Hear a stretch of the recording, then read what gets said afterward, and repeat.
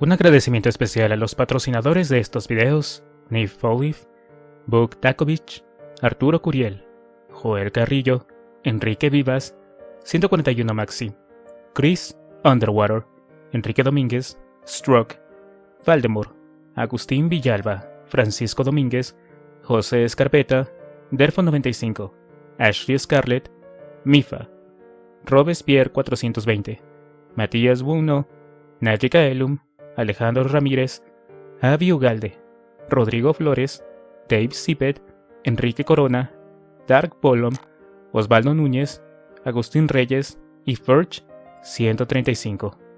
De igual manera, gracias a los superchats de Frinelucho, Beto 16, Fernando Quirós, Pablo Domínguez y no dejando de mencionar el supergracias de Barbarella Álvarez Pérez. Si tú también quieres apoyar el canal de tu tío el Batsy, además de tu comentario y tu like, recuerda que también puedes suscribirte a los miembros del canal desde 20 pesitos o, si así lo prefieres, hacer una donación mediante PayPal, el cual te dejaré en la descripción de este video. Espero que disfrutes la siguiente narración.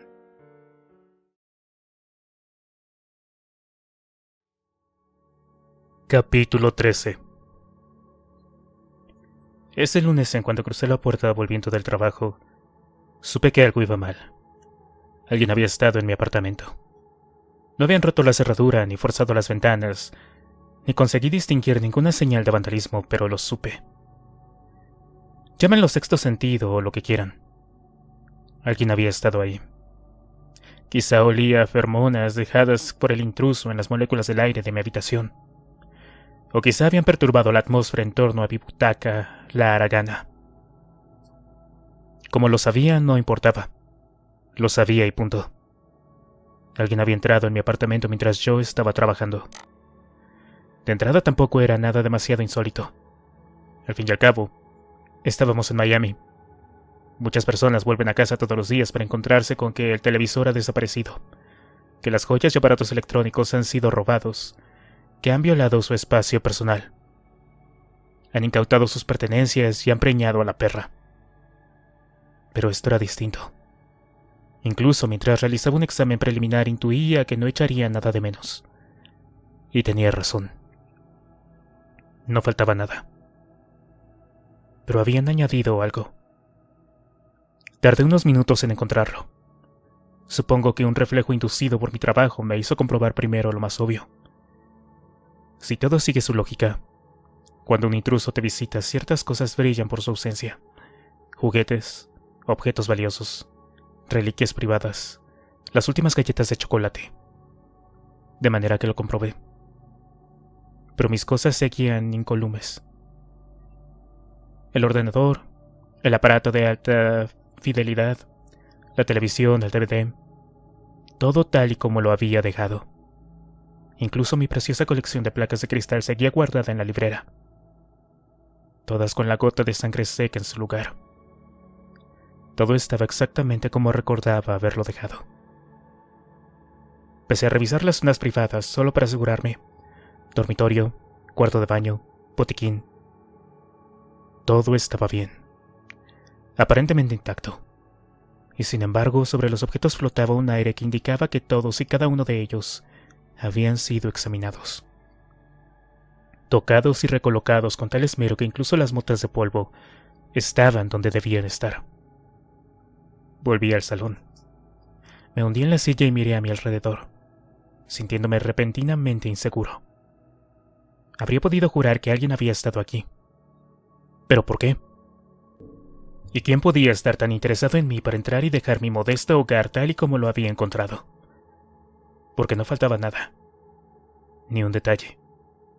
La montaña de periódicos para reciclar de la papelera tal vez estuviera un poco inclinada hacia la izquierda. No serían imaginaciones mías. No podía haber sido resultado de la brisa del aire acondicionado. No había nada distinto, nada cambiado o desaparecido. Nada. ¿Y por qué iba alguien a entrar en mi casa? No había nada especial aquí. Yo mismo me había asegurado de esto. Formaba parte de la construcción de mi perfil, siguiendo los consejos de Harry. Crea un conjunto armonioso, actúa de forma normal, incluso aburrida. No hagas ni poseas nada que pueda provocar comentarios. Y eso había hecho. No tenía más objetos valiosos que el aparato de música y el ordenador. Había objetos más codiciables en el vecindario inmediato. Y en cualquier caso, ¿por qué iba alguien a entrar y luego no llevarse nada ni hacer nada? Ni dejar rastro alguno. Me recosté en la butaca y cerré los ojos, empezando a creer que todo era fruto de mi imaginación. Seguro que era debido a una acumulación de estrés. Un síntoma de la falta de sueño y de la preocupación por la carrera profesional de Deborah, gravemente herida. Solo una pequeña señal más de que el pobre y viejo Dexter se estaba hundiendo en aguas profundas, realizando el último e indoloro paso de sociopatía a psicopatía. No es que sea necesariamente una locura en Miami asumir que está rodeado de enemigos anónimos, pero actuar en consecuencia resulta socialmente inaceptable. Por fin iba a tener que encerrarme. Y sin embargo, la sensación era muy fuerte. Intenté sacudírmela. Era un espejismo. Una mala pasada que me jugaban los nervios. Una indigestión pasajera. Me incorporé. Me estiré, respiré hondo y traté de pensar en cosas agradables. No se me ocurrió ninguna. Sacudí la cabeza y entré en la cocina en búsqueda de un vaso de agua. Entonces la vi. Ahí estaba. Me quedé plantado frente a la nevera observando durante no sé cuánto tiempo mirándola como un imbécil. Pegada a la nevera, el pelo sujeto a la puerta gracias a uno de mis imanes con frutas tropicales. Había la cabeza de una Barbie. No recordaba haberla dejado allí. Ni siquiera recordaba que tuviera una. Y diría que se trata de la clase de cosa de la que uno se acuerda. Llevé la mano hacia la cabecita de plástico, y ésta se balanceó suavemente chocando contra la puerta con un ligero tac. Se giró un poco, lo justo para que Barbie me mirara con un interés tenso, estilo perruno. Le devolví la mirada, sin saber a ciencia cierta qué hacía o por qué. Abrí la puerta del congelador. Ahí, cuidadosamente dispuesto sobre la bandeja de hielo, estaba el cuerpo de la Barbie. Le habían arrancado las piernas y los brazos, y el cuerpo había sido separado a la altura de la cabeza. Las piezas estaban pulcramente colocadas, envueltas y atadas con un lazo de color rosa, y una de las manitas de Barbie sostenía un pequeño complemento. Un espejito de mano Barbie. Después de un momento eterno, cerré la puerta del congelador. Quería tumbarme y apoyar la mejilla contra las frías baldosas del suelo. En su lugar, volví a mover la cabeza de la Barbie, con el dedo meñique. Esta repiqueteó contra la puerta. Tac, tac, tac. La moví de nuevo. Ya tenía un nuevo hobby. Dejé la muñeca donde estaba y regresé a mi butaca, hundiéndome con fuerza en los cojines y cerrando los ojos. Sabía que debía sentirme disgustado, enfadado, asustado, ultrajado, lleno de paranoia, hostilidad y justa ira. Pero no era así. En su lugar me sentía... ¿Cómo? Más que inquieto. Ansioso, tal vez. O era más bien emocionado. Ya no cabía duda sobre quién había estado en mi apartamento, a menos que me tragara la idea de que algún extraño por razones desconocidas había elegido al azar mi apartamento como el lugar ideal para enterrar una Barbie decapitada. No. Mi artista favorito me había hecho una visita. Cómo me había encontrado no importaba. Debía de haberle resultado muy sencillo notar el número de la matrícula la noche de la carretera. Había dispuesto de mucho tiempo para vigilarme cuando se ocultó en la estación de servicio. A partir de ahí, cualquiera que tuviera conocimientos de informática podía dar con mi dirección. Y una vez hallada, le habría sido muy fácil entrar, echar un vistazo y dejar un mensaje. Y así llegábamos al mensaje. La cabeza separada, las partes del cuerpo colocadas sobre la bandeja de hielo, y de nuevo el maldito espejo. Combinado con un desinterés absoluto por el resto de las cosas de la casa. Todo esto solo tenía un significado posible. ¿Pero cuál? ¿Qué me estaba diciendo? Podía haber dejado algo o nada, Podía haber atravesado el corazón de una vaca con un asqueroso cuchillo de carnicero y dejarla más ensangrentada sobre las baldosas del suelo. Le agradecía que no lo hubiera hecho. Pero ¿por qué una Barbie? Dejando a un lado el hecho evidente de que la muñeca reflejaba el cuerpo de su última víctima, ¿por qué decírmelo así? ¿Era esto más siniestro que cualquier otro mensaje? ¿O menos? ¿Era algo así como, te vigilo y te atraparé? O tal vez me decía, hola, ¿quieres jugar? Y quería. Vaya que quería. Pero ¿y el espejo? Incluirlo esta vez le conferiría un significado que iba más allá del camión y la persecución por carretera. Ahora tenía que simbolizar algo más, y lo único que se me ocurría era, mírate. ¿Qué sentido tenía eso? ¿Por qué debía mirarme en él? No soy lo suficientemente presumido para disfrutar con eso. Al menos no en lo que se refiere a mi aspecto físico. ¿Por qué iba a querer mirarme cuando lo que de verdad quería era ver al asesino? El espejo debía tener un significado que se me escapaba. Pero incluso en esto, no podía estar seguro. Era posible que no quisiera decir nada. No quería creerlo de un artista tan elegante. Pero tampoco podía descartarlo por completo.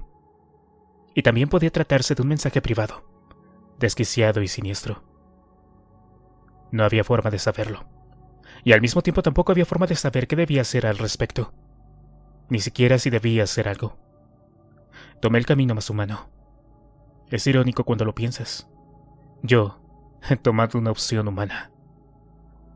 Harry habría estado orgulloso. Humanamente decidí no hacer nada. Esperaría acontecimientos. No denunciaría lo sucedido. Al fin y al cabo, ¿qué podía denunciar? No faltaba nada. Desde un punto de vista oficial, lo único que podía decir era: oye, Capitán Matthews, pensé que debía saber que alguien irrumpió en mi apartamento y dejó una muñeca Barbie en el congelador. Eso le habría sonado a música celestial. Seguro que circularía por todo el departamento.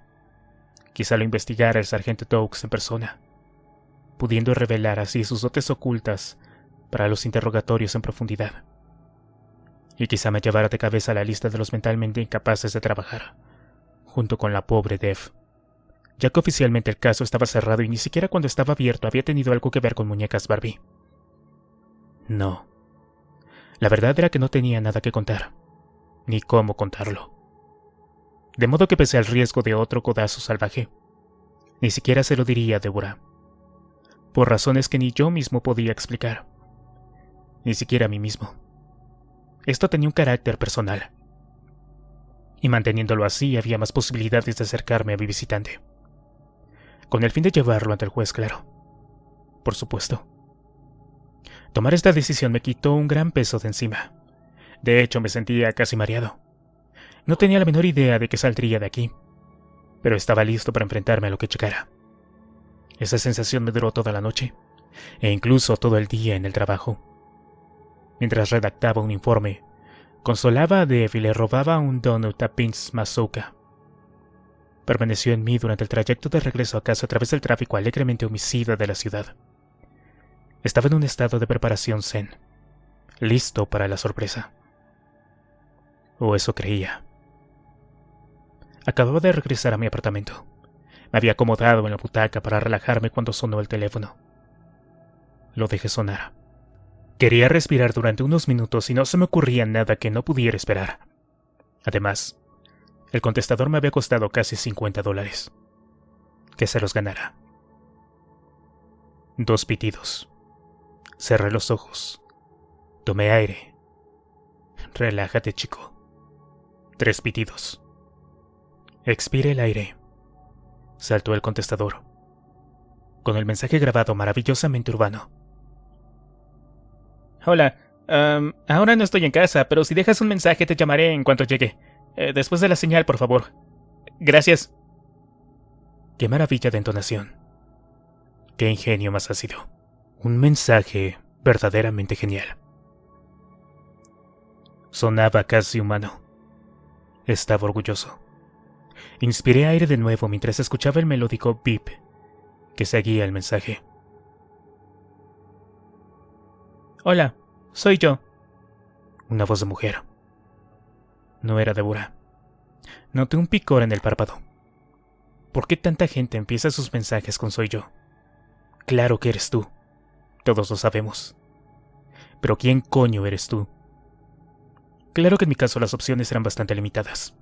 Sabía que no se trataba de Débora.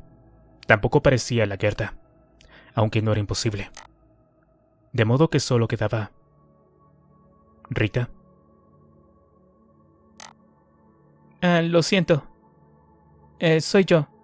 Un largo suspiro. Mira, Dexter, lo siento. Creí que me llamarías, pero... como no lo has hecho... Otra prolongada expiración. Bueno, da igual. Tengo que hablar contigo. Porque me he dado cuenta de que... ¿Podrías llamarme? Sí, bueno, ya sabes. No lo sabía. No sabía nada. Ni siquiera estaba seguro de quién era. ¿Podría ser en verdad Rita? Otro largo suspiro. Lo siento. Sí. Una pausa eterna. 2 inspiraciones más. Profundas. Por favor, Dexter, solo llámame. Una larga pausa. Otro suspiro. Y luego colgó.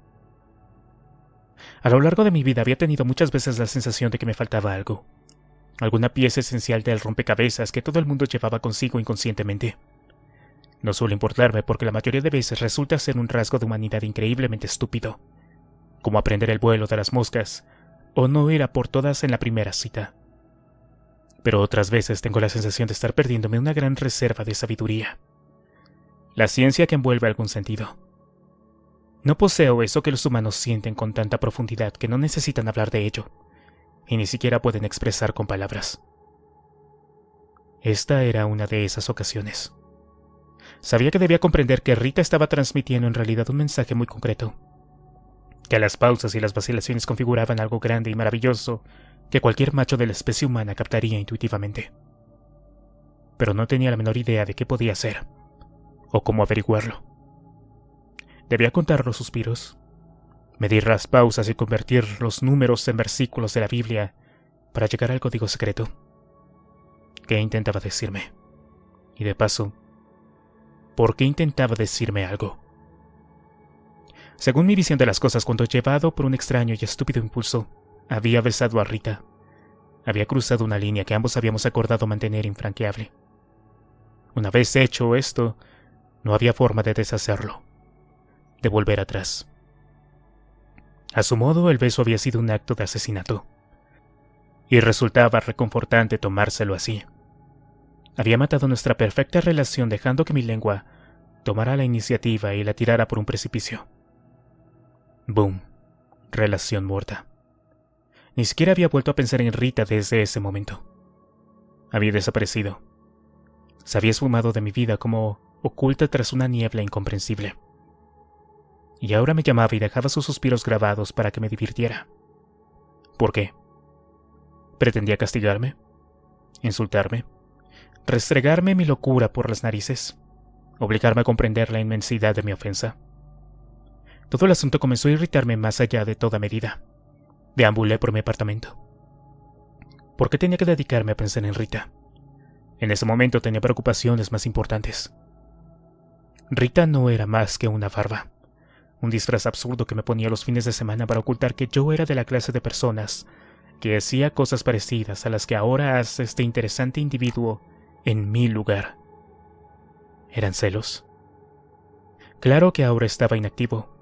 Acababa de terminar por un tiempo y no tenía ninguna intención de volver a ello en fecha inmediata. Demasiado arriesgado. No había preparado nada. Y sin embargo, volví a la cocina y jugueteé con la cabeza de la Barbie. Parecía notar algo. Ganas de jugar. Una inquietud profunda y permanente. No sabría decirlo y Barbie no me decía nada en absoluto. Era demasiado. La confesión obviamente falsa, la violación de mi santa sanctorum, y encima Rita. Demasiado para un solo hombre, incluso para uno tan sospechoso como yo. Empecé a sentirme inquieto, mareado, confundido, hiperactivo y letárgico al mismo tiempo. Caminé hasta la ventana y miré hacia afuera. Había oscurecido y a lo lejos, Sobre el agua, una luz se elevaba en el cielo y al verla, una malvada vocecilla se elevó para reunirse con ella desde algún lugar de mi interior. Luna. Un susurro en el oído. Ni siquiera un sonido, solo la leve sensación, casi imaginada, de alguien pronunciando tu nombre. Cerca. Muy cerca. Aproximándose a ti. Sin palabras, solo un crujido seco de una no voz. Un tono sin tono. Un pensamiento expresado en el aire. La cara me ardía. De repente me oí respirar. La voz volvió. Un sonido suave que caía sobre el borde exterior de mi oreja. Me volví aunque sabía que no había nadie, que no era mi oreja, sino mi querido amigo de dentro, empujado hacia la conciencia con quien sabe qué intenciones. Así mismo por la luna. Esa luna rolliza, simpática y feliz. ¿Cuántas cosas tenía que decir? Y por mucho que intentara decirle que no era el momento, que era demasiado pronto, que había otras cosas que hacer ahora. Cosas importantes. La luna tenía argumentos para eso y más. Y además, aunque estuve media hora discutiendo con ella, nunca hubo la menor duda. Me desesperé. Luché con todos los trucos que tenía. Y cuando fracasé hice algo que me sorprendió hasta la médula. Llamar a Rita. Dexter, dijo ella. Estaba un poco asustada. Gracias por llamar, yo solo... No te preocupes, lo sé. Dije, aunque lo cierto es que obviamente no lo sabía. Podríamos... No sé lo que... Podemos vernos luego, solo para... Tengo muchas ganas de hablar contigo. Sí, por supuesto, le dije. Y aunque acordamos encontrarnos más tarde en su casa, me pregunté qué tendría ella en mente. ¿Violencia? ¿Lágrimas de reproche? ¿Insultos a voz en grito? Ahí estaba en terreno desconocido. Podía ser cualquier cosa. Y después de colgar, esas especulaciones me sirvieron de maravillosa distracción durante casi media hora, antes de que la suave voz interior volviera a deslizarse en mi cerebro, insistiendo con calma en que esa noche debía ser especial. Algo me empujó hasta la ventana. Y ahí estaba de nuevo. La cara inmensa y feliz en el cielo, la luna cloqueando. Corrí la cortina y di media vuelta. Recorrí todo el apartamento estancia por estancia, tocando cosas, diciéndome que debía comprobar por enésima vez si faltaba algo, sabiendo que no faltaría nada, y sabiendo también el porqué. Y en esas vueltas por el apartamento cada vez que me acercaba más al escritorio del salón, donde tengo el ordenador, consciente de lo que quería hacer y sin querer hacerlo, hasta que por fin 3/4 de hora después, el impulso fue ya demasiado fuerte. Estaba demasiado mareado para mantenerme en pie y creí que me limitaría a dejarme caer en la butaca. Estaba ahí, a mano. Pero ya que estaba allí, encendí el ordenador y entonces...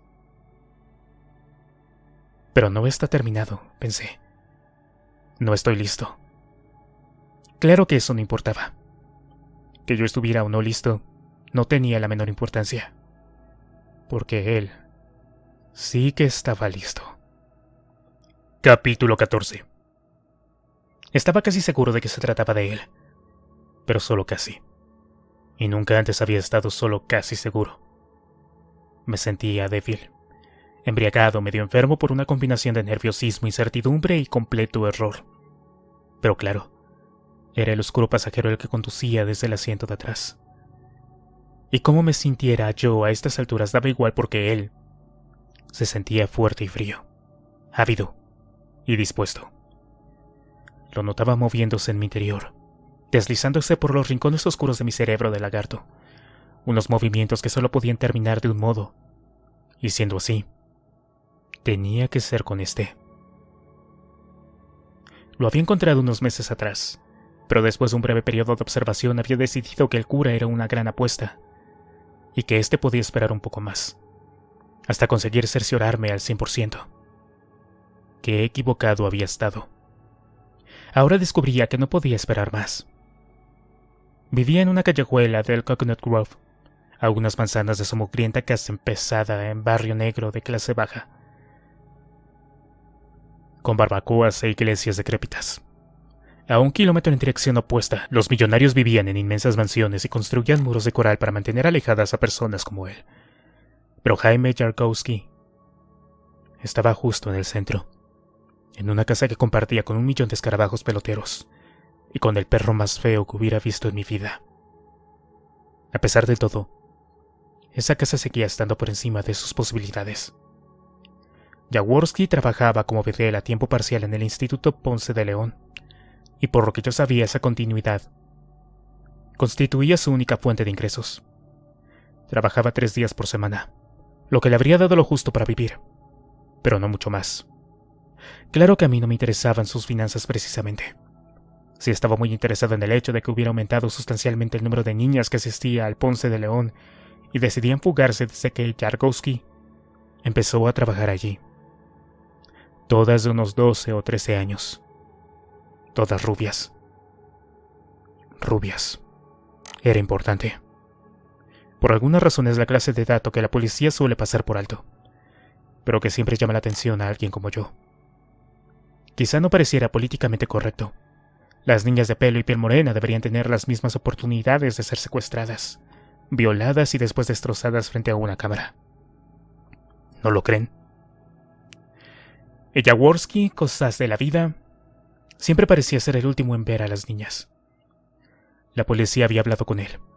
Lo habían retenido una noche entera en comisaría para interrogarlo, pero no habían podido cargarle nada. Claro que ellos debían cumplir ciertos requisitos legales. La tortura, por ejemplo, solía no estar muy bien vista últimamente. Y sin unas buenas dotes de persuasión, Jamie Jaworski nunca iba a confesar su hobby. Yo sabía que no lo haría, pero también sabía que era cosa suya. Estaba embarcando a esas niñas en una carrera cinematográfica fugaz y letal. Yo estaba casi seguro. No había encontrado ningún cuerpo ni le había visto hacerlo, pero todo cuadraba. Y conseguí encontrar por internet algunas imaginativas fotos de 3 de las niñas desaparecidas. No puede decirse que sonrieran a la cámara precisamente. Aunque por lo que me han contado, la mayor parte de las cosas que hacían en esas imágenes solían provocar satisfacción. No podía conectar de modo inequívoco a Jarkowski con las fotos, pero la dirección de correo estaba en South Miami, a pocos minutos del colegio, y él vivía por encima de sus posibilidades. Y en cualquier caso, desde el asiento de atrás alguien me recordaba que me había pasado de tiempo, y este no era un caso en el que la plena certeza fuera demasiado importante. Pero aquel perro feo me molestaba. Los perros siempre constituían un problema. No les gusto y a menudo desaprueban lo que hago a sus dueños, sobre todo porque no suelo compartir los trozos con ellos. Tenía que encontrar el modo de esquivar al perro y llegar a Jarkowski. Quizás saliera él. Si no, tendría que hallar el modo de entrar. Pasé 3 veces por delante de su casa, pero no se me ocurrió nada. Necesitaba un golpe de suerte, y lo necesitaba antes de que el oscuro pasajero me obligara a hacer algo apresurado. Y justo cuando mi querido amigo empezaba a susurrar sugerencias imprudentes, la suerte llamó a mi puerta. Jaworski salió de su casa y se montó en su desvencijada camioneta Toyota de color rojo. Reduje la velocidad tanto como pude, y un momento después él dio marcha atrás y condujo su vehículo hacia Douglas Road. Di media vuelta y lo seguí. No tenía idea de cómo iba a hacerlo. No estaba preparado. No tenía ningún espacio habilitado, ni ropa limpia, nada excepto un rollo de cinta y un cuchillo para la carne debajo del asiento. Tenía que ser invisible, inadvertido y perfecto, y no sabía cómo. Odiaba improvisar, pero tampoco me quedaba elección alguna. Una vez más la suerte me vino de cara. Jaworski se dirigía hacia el sur por la carretera de Old Cutler, y había poco tráfico. Tras unos 3 kilómetros giró a la izquierda en dirección a la playa. Otra gran obra iba a mejorarnos la vida a todos, transformando árboles y animales en cemento y ancianos de Nueva Jersey. Jaworski avanzó lentamente entre las obras. Pasó el medio campo de golf con las banderas en su sitio y sin hierba hasta casi llegar al agua. El armazón de un gran edificio de apartamentos a medio construir ocultó a la luna. Me quedé alejado. Apagué los faros y luego avancé un poco para ver en qué andaba metido mi muchachote. Jaworski se había metido entre las obras del edificio de apartamentos y había aparcado. Salió y se quedó entre la furgoneta y una gran montaña de arena. Por un momento se dedicó a mirar a su alrededor, y aproveché para aparcar en el arcén y apagar el motor. Jaworski se quedó mirando los apartamentos, y después la carretera que bajaba hasta el agua. Con un aspecto satisfecho entró en el edificio. Yo habría asegurado que buscaba un guardia. También yo. Esperaba que hubiera hecho los deberes. La mayoría de las veces en estos enormes parajes, hay un guardia montado en un carro de golf que va de un sitio a otro. Supone un ahorro de dinero y al fin y al cabo, estamos en Miami. Parte de los gastos generales de cualquier proyecto lo constituye el material que se espera que desaparezca poco a poco. Intuía que lo que pretendía Jaworski era que las expectativas del constructor no quedaran defraudadas. Bajé del auto y deslicé el cuchillo y la cinta aislante en una bolsa barata que había traído conmigo. En ella, ya había guardado unos guantes de goma para jardín y unas cuantas fotos. No muchas. Solo muestras que me había bajado por internet. Me colgué la bolsa al hombro y me moví con cautela a través de la noche hasta llegar a su apestosa camioneta. La parte trasera estaba tan vacía como la cabina. El piso, lleno de montañas de vasos y envoltorios del Burger King y paquetes de Camel vacíos. Nada que no fuera pequeño y sucio, como el propio Jaworski. Levanté la vista. Sobre el borde del medio edificio solo se veía el brillo de la luna. Una ráfaga de viento nocturno me azotó la cara, trayendo consigo todos los aromas encantadores de nuestro paraíso tropical. Aceite diésel, vegetación podrida y hormigón. Inhalé profundamente y volví a concentrarme en Jaworski. Estaba en algún lugar del interior de la obra. No sabía de cuánto tiempo disponía. Y una voz en la me impedía darme prisa. Dejé la furgoneta y entré en el edificio. Le oí nada más cruzar la puerta. O mejor dicho, llegó a mis oídos un extraño zumbido vibrante, que tenía que ser él. Me detuve. El sonido procedía de un lado y hacia él me dirigí de puntillas. Un cable bajaba por la pared. Un conducto de electricidad. Lo toqué y lo sentí vibrar, como si algo dentro de él estuviera moviéndose. Se encendió una luz en el cerebro. Jaworski estaba arrancando el cable. El cobre era muy caro, y existía un mercado negro para él en cualquiera de sus formas. Era un modo más de complementar el magro sueldo de un bedel, y ayudaba a cubrir los prolongados periodos de escasez entre una joven y otra. Se sacaría varios cientos de dólares por una carga de cobre. Ahora que ya sabía qué hacía, una idea empezó a formarse en mi cerebro. Por el sonido debía de estar en algún lugar encima de mí. Podía detectarlo con facilidad, vigilarlo hasta que llegara el momento y luego abalanzarme sobre él. Pero aquí me encontraba prácticamente desnudo, expuesto y sin preparación. Estaba acostumbrado a hacer estas cosas de un cierto modo. Salirme de mis estrechos cauces me ponía muy nervioso. Un ligero escalofrío me recorrió la columna. ¿Por qué hacía esto?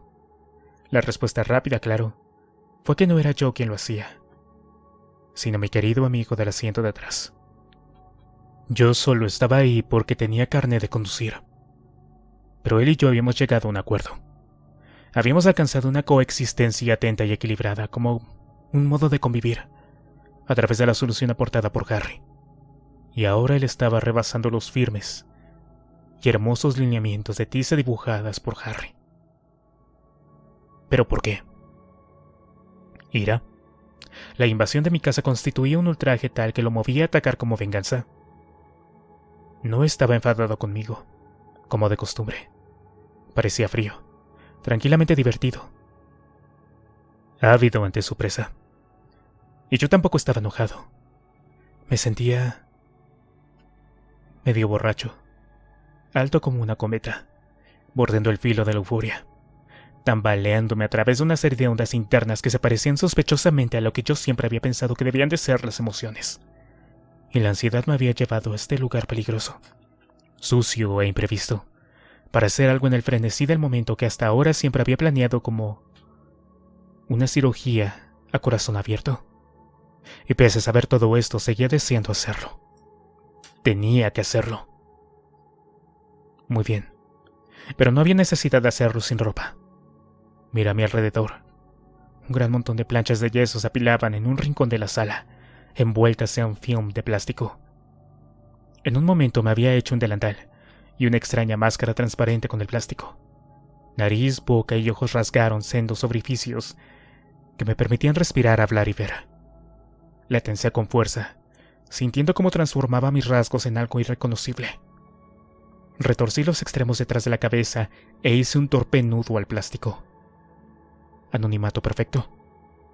Podía parecer una bobada, pero me había acostumbrado a cazar llevando una máscara y dejando a un lado la compulsión neurótica de hacer las cosas bien.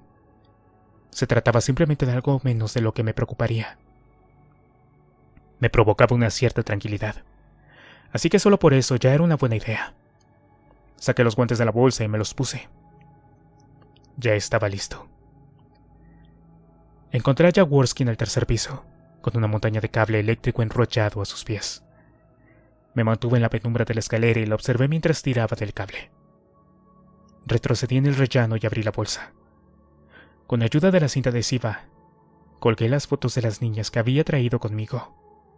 Dulces fotos de niñas desaparecidas, en una variedad de posturas encantadoras y sumamente explícitas. Las pegué en los muros de hormigón donde Jaworski tendría que verlas salir de la puerta de la escalera. Volví a mirar a Jaworski. Tiró de otros 20 metros de cable, pero de repente este se quedó encallado y ya no salió más. Jaworski tiró 2 veces. Después sacó unas gruesas tijeras del bolsillo trasero y cortó el cable. Recogió el que había a sus pies y se lo enrolló alrededor del antebrazo, hasta formar un anillo tenso. Después, se dirigió hacia las escaleras. Hacia mí. Di un paso atrás y aguardé. Jaworski no pretendía ir con cuidado. No esperaba interrupción alguna. Y desde luego, no me esperaba a mí.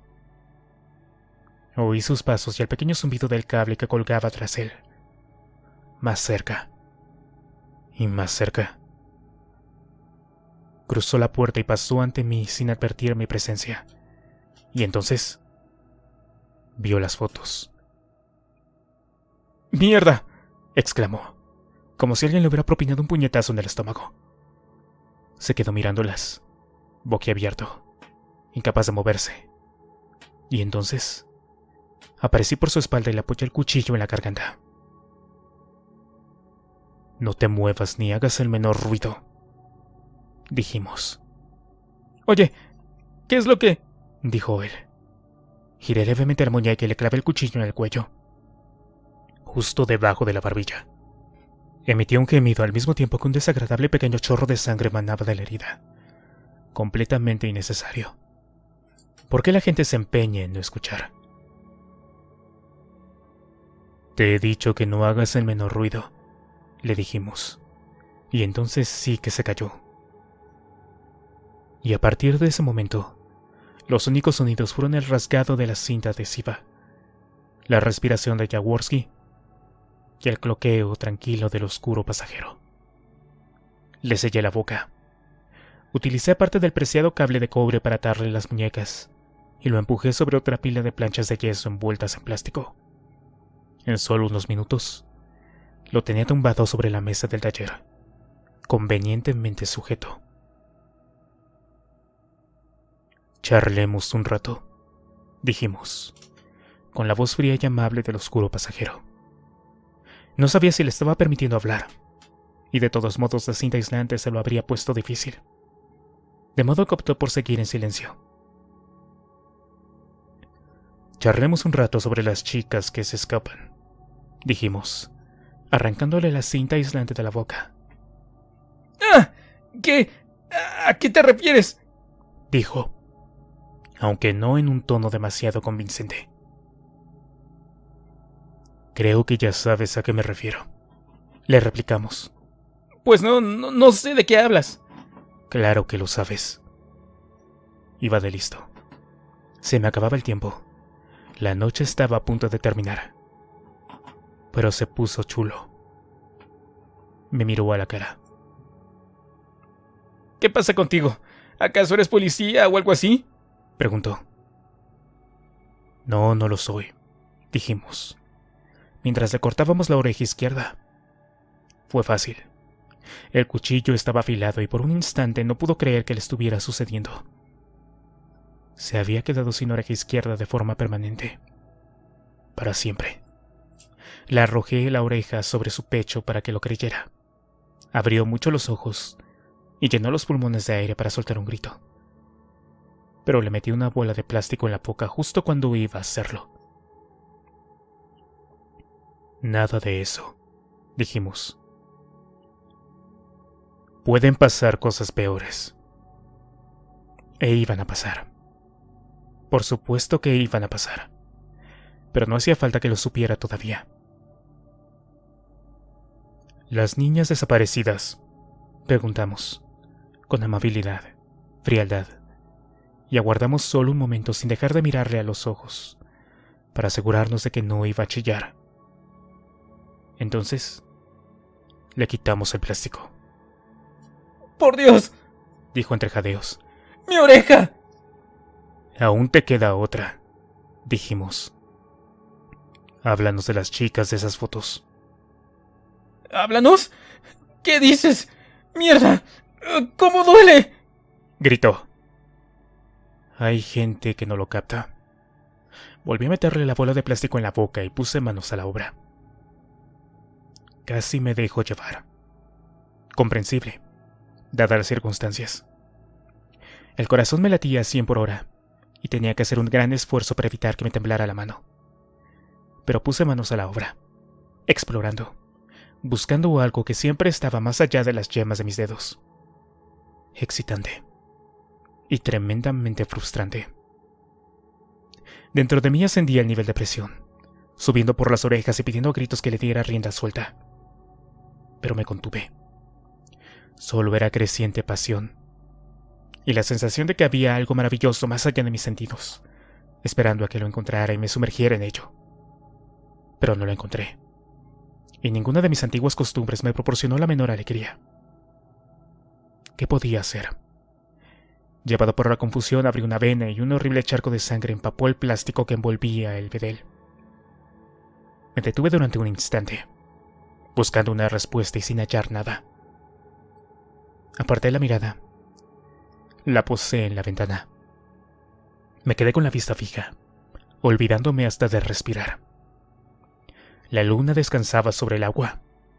Por alguna razón que no alcanzaba a explicar, eso me pareció tan adecuado, tan necesario, que por un momento me quedé mirando el agua, contemplando aquel brillo perfecto. Me tambaleé y tropecé con la mesa. Y eso me hizo recobrar la conciencia. Pero la luna, ¿o había sido el agua? Estaba tan cerca de algo que casi podía olerlo, pero ¿qué era? Me recorrió un escalofrío. Y eso también me pareció adecuado. Tan adecuado que se iniciara toda una serie de escalofríos hasta que los dientes castañaran. ¿Pero por qué? ¿Qué significaba?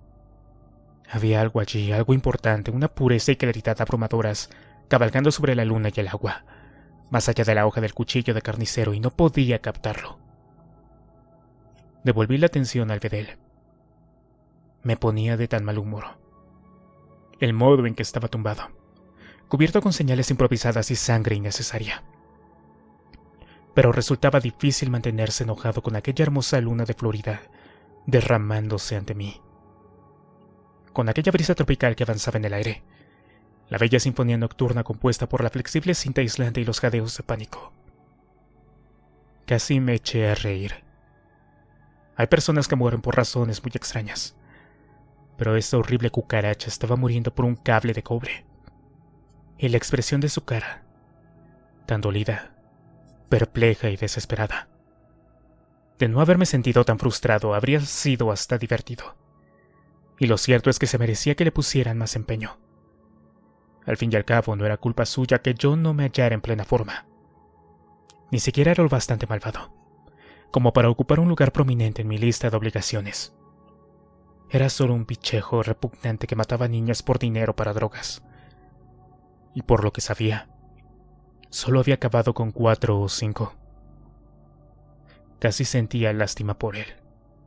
El pobre no estaba preparado para jugar en la liga profesional. Bueno, de vuelta al trabajo.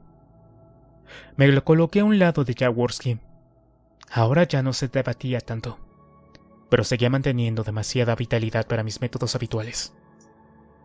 Además, esa noche tampoco llevaba conmigo todos mis juguetes, y al principio había sido un poco duro para Jaworski. Pero el actor veterano no se había quejado.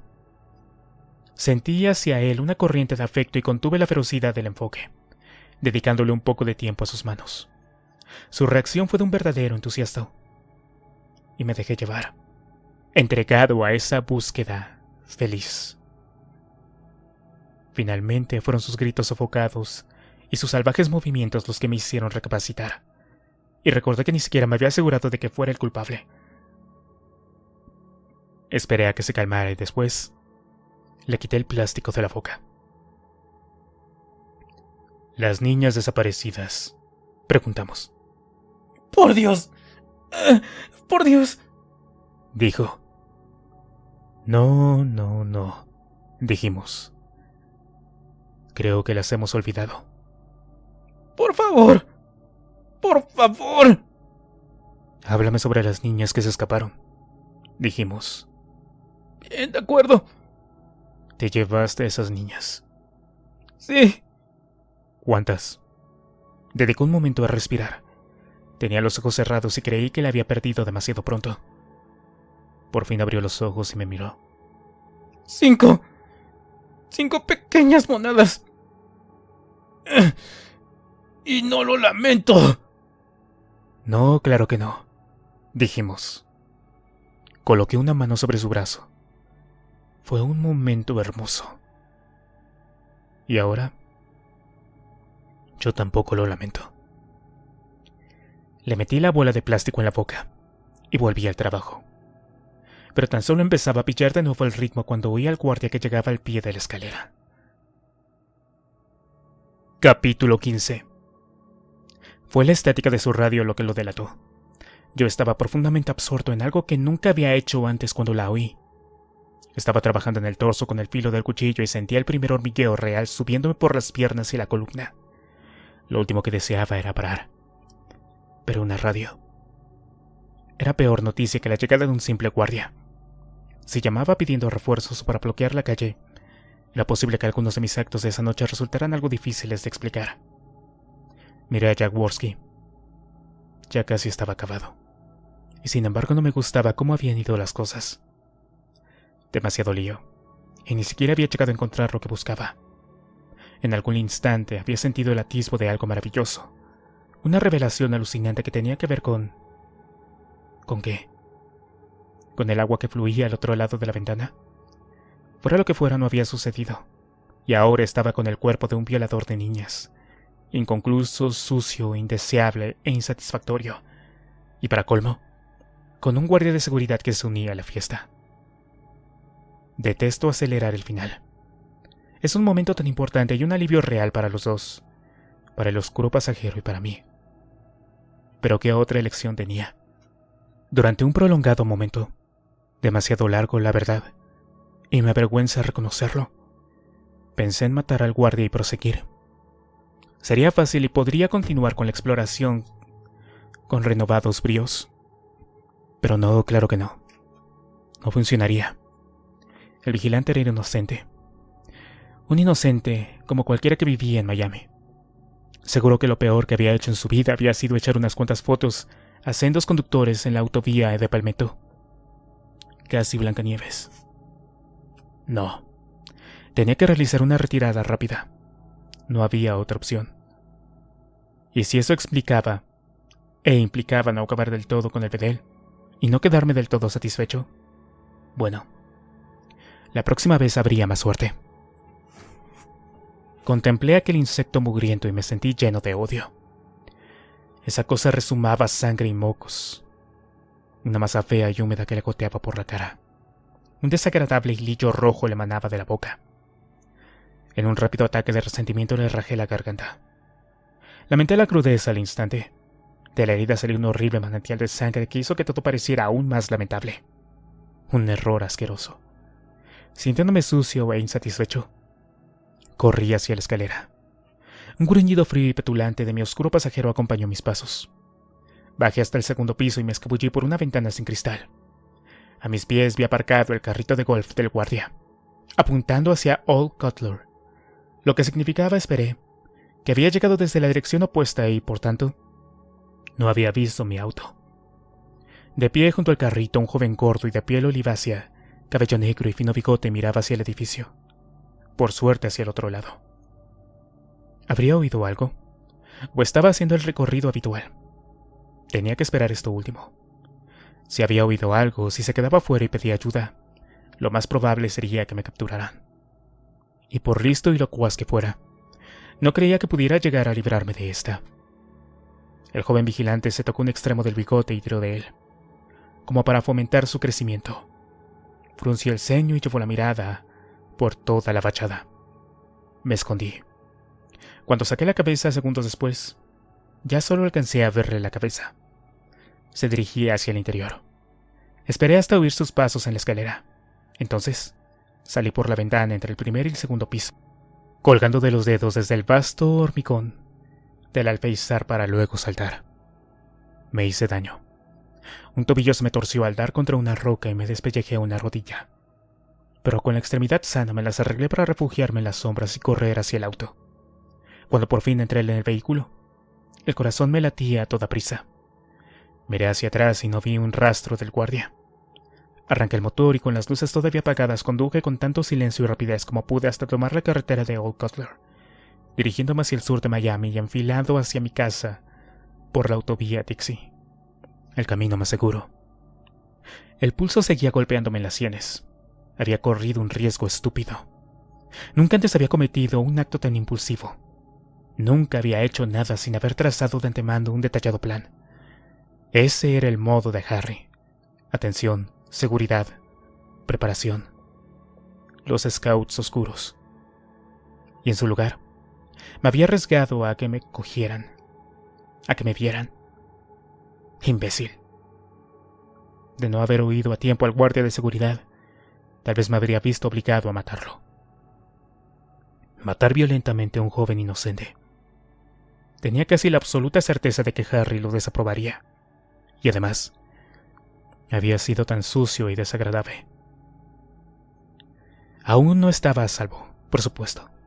Cabía la posibilidad de que el guardia hubiera notado el número de matrícula de mi auto, se había pasado por delante de su carrito de golf. Había corrido riesgos absurdos y terribles. Había ido en contra de todos mis métodos. Me había jugado la vida que con tanto esmero me había construido, ¿y para qué? La mera emoción de matar. Debía avergonzarme. Y en lo más profundo de la oscuridad de mi mente, el eco dijo, sí, vergüenza debería de darte. Y después, emitió aquel coloqueo familiar. Tomé aire con fuerza y me miré la mano que llevaba al volante. Pero había sido emocionante, ¿o no? Había vivido una excitación salvaje, lleno de vida y de sensaciones nuevas, de intensa frustración. Se había tratado de algo totalmente nuevo e interesante, y la extraña sensación de que todo me llevaba a alguna parte, hacia un lugar que no era nuevo y conocido a la vez. Lo cierto es que tendría que explorarlo más a fondo la próxima vez. Aunque no es que fuera a haber una próxima vez. Desde luego que no. No volvería a cometer otra locura impulsiva de ese calibre. Nunca. Pero por una vez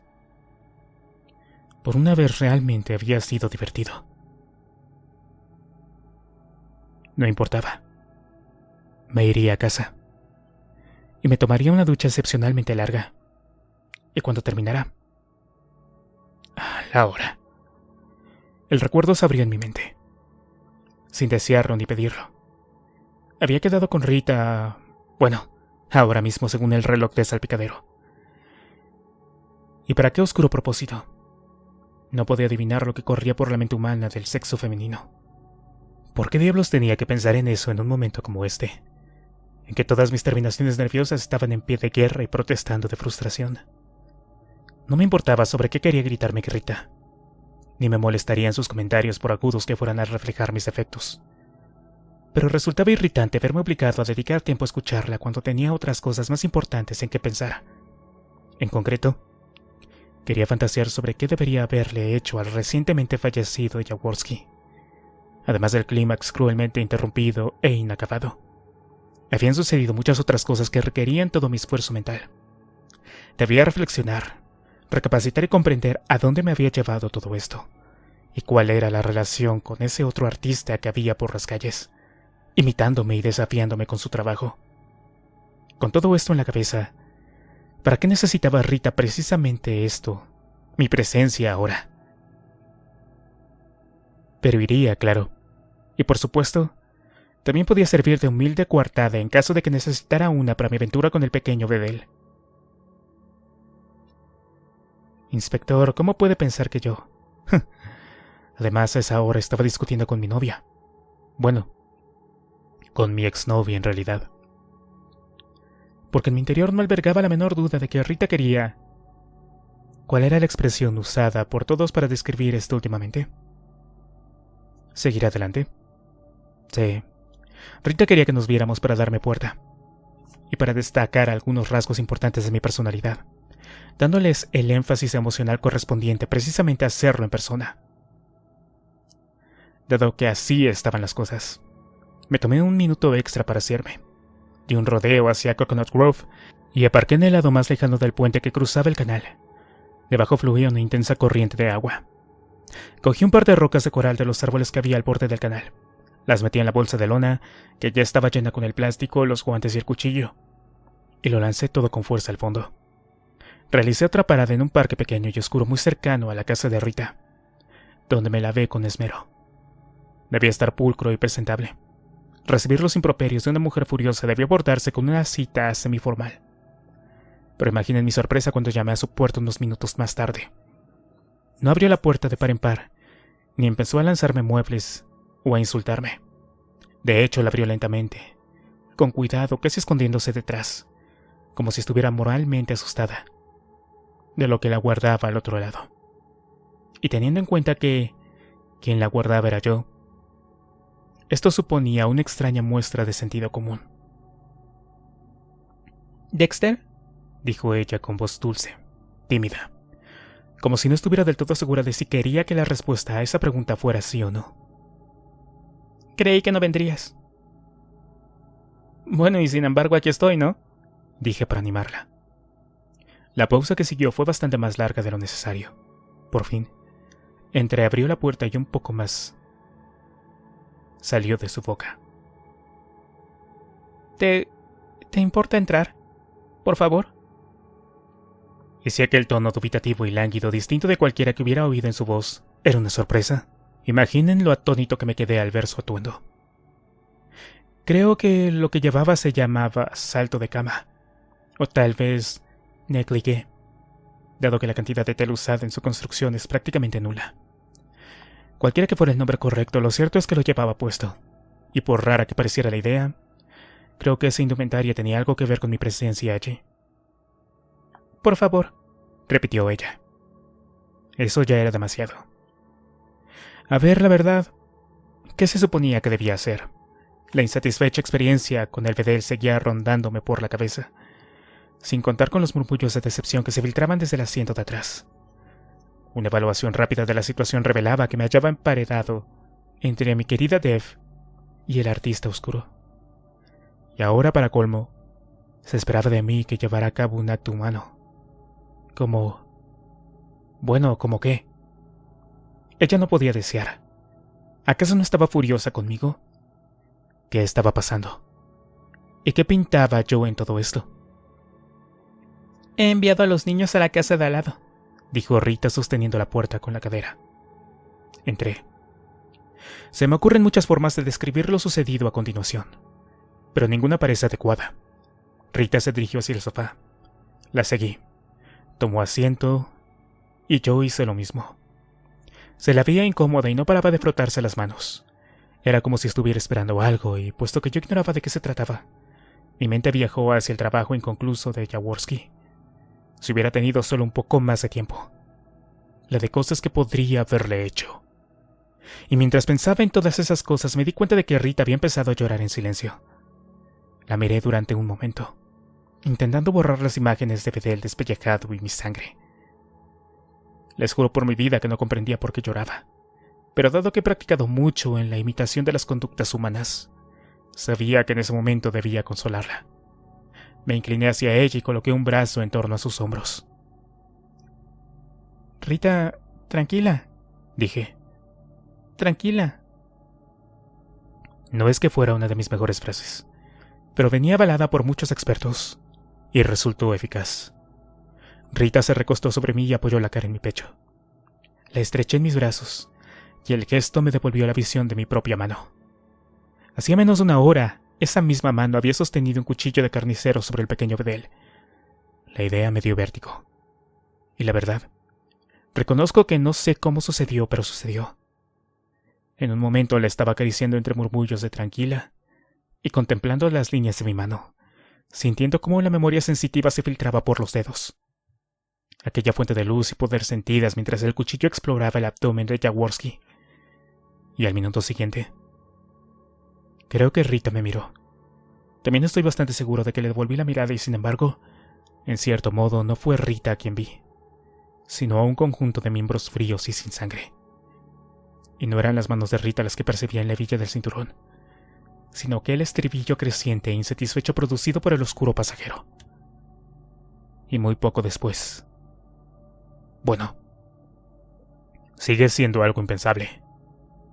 Quiero decir, allí mismo, en el sofá. ¿Cómo diablos llegó a suceder eso? Cuando me acosté en mi estrecha cama estaba totalmente exhausto. Por regla general no me hace falta dormir mucho, pero aquella noche presentía que necesitaría al menos 36 horas. Los acontecimientos de aquella noche, combinados con la tensión provocada por tantas experiencias nuevas, me habían dejado vaciado. Pero había usado toda la reserva mensual de adrenalina en una única noche. Ni siquiera podía empezar a pensar qué significaba todo aquello. Desde el extraño impulso de emprender la casa de forma tan airada e inmisericordia hasta las cosas increíbles que habían sucedido en casa de Rita. La había dejado dormir, y en apariencia, bastante feliz. Pero el pobre, siniestro y turbado Dexter volvía a estar perplejo. Y cuando la cabeza rozó la almohada, el sueño me venció casi al instante. Y ahí estaba, flotando sobre la ciudad cual pájaro sin huesos, girando en el cielo mientras el aire soplaba en torno a mí y me impulsaba a seguir, obligándome a descender al lugar donde la luz de la luna arañaba el agua, y de repente me hallo en la fría y estrecha estancia donde el pequeño Bedel me mira y se ríe. Despatarrado, bajo el cuchillo y sin embargo riéndose, y el esfuerzo de distorsión de la cara la cambia, y entonces ya no es Jaworski sino una mujer, y el hombre que sostiene el cuchillo mira hacia donde estoy yo, flotando sobre las revueltas vísceras rojas, y cuando la cara se vuelve hacia mí oigo a Harry, al otro lado de la puerta, y giro justo antes de poder ver quién está sobre la mesa. Pero... desperté. El dolor en mi cabeza era tan fuerte que podría partir una lechuga. Tenía la sensación de que acababa de cerrar los ojos, pero el reloj de la mesita de noche marcaba las 5:14. Otro sueño. Otra llamada a larga distancia de mi línea fantasmal particular. No me extrañaba que hubiera pasado la vida rechazando la posibilidad de soñar. Unos símbolos tan estúpidos, tan absurdos y tan obvios. Una ansiedad totalmente incontrolable y odiosa. Una bobada tan evidente. Pero ya no pude volver a dormir, pensando en aquellas imágenes infantiles. Puestos a soñar. ¿Por qué no podían ser unos sueños más propios de mí, elaborados y atípicos? Me senté y me froté las sienes palpitantes. Una terrible y tediosa inconsciencia se esfumó cual agua con un sumidero y me senté en el borde de la cama en actitud de franca perplejidad. ¿Qué me estaba pasando? ¿Y por qué no podía pasarle a otro? Este sueño había sido distinto y no estaba seguro de qué radicaba la diferencia o cuál era su significado. La última vez había tenido la absoluta certeza de que otro asesinato Estaba a punto de ocurrir, e incluso sabía dónde. Pero en esta ocasión, suspiré y me fui hasta la cocina por un vaso de agua. La cabeza de la Barbie volvió a golpear la puerta de la nevera en cuanto la abrí. Me quedé parado, observando, bebiéndome un vaso de agua bien fría. Los brillantes ojos azules me devolvieron la mirada sin parpadear. ¿A qué venía ese sueño? ¿Era fruto de las aventuras de la noche anterior que se abrían paso desde mi vapuleado subconsciente? Antes, nunca había sentido tensión. Más bien se trataba de un sentimiento de liberación. Claro que nunca antes había estado tan al borde del desastre. ¿Pero por qué soñar con eso? Algunas imágenes eran dolorosamente obvias. Jaworski y Harry y la cara del hombre del cuchillo. Fuera de mi vista. Sí. ¿Por qué molestarme con bobadas psicológicas de principiante? ¿Por qué molestarme en soñar lo que fuera? Al fin y al cabo no me hacía falta. Necesitaba descanso. Y en cambio ahí estaba en la cocina jugando con una Barbie. Volví a agitar la cabeza. De paso, ¿qué pintaba Barbie en todo esto? ¿Y cómo iba a averiguarlo a tiempo de salvar la carrera de Débora? ¿Cómo podía mentir a la Gerda cuando la pobre estaba tan colgada por mí? Y para colmo, por si fuera poco estaba Rita. ¿Por qué había necesitado hacerme esto? De repente todo me pareció como un culebrón retorcido, y pensé que ya tenía bastante. Encontré una caja de aspirinas y me apoyé en la encimera para tomarme 3. No me importaba mucho el sabor. Nunca me habían gustado las medicinas, de ningún tipo, aunque apreciaba su utilidad. Sobre todo, desde la muerte de Harry.